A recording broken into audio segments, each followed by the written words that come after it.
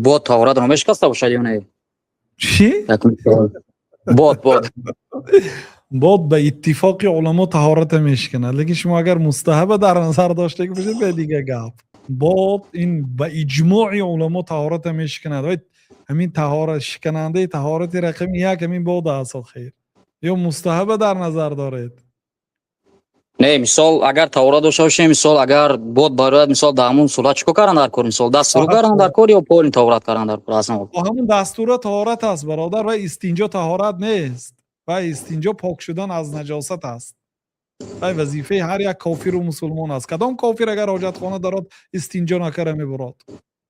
همون کاغذ که دی پاک کنه دم همون استنجا هست و طهارت نیست برادرای. کی به شما میفهمیتان طهارت دستور میگویتان که همین طهارت است.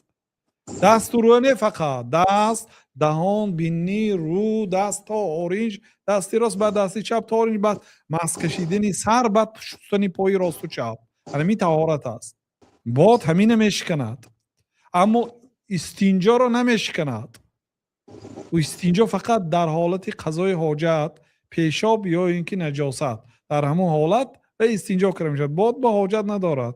امکانیت بلکه داشته در چی میگه؟ مذهب حنفی میگن که کسی که بعد استنجا بعد باد استنجا کند با و بدعت است میگن. من نگفتم، مذهب حنفی میگفت.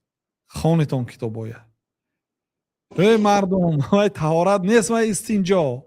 و استنجا وقتی که حاجت خانه در آمدید برای قضای حاجت شوره میبروید، یک باره تازه کرده میبروید، خواه کاغذ کردی خواه آب کردی، تمام.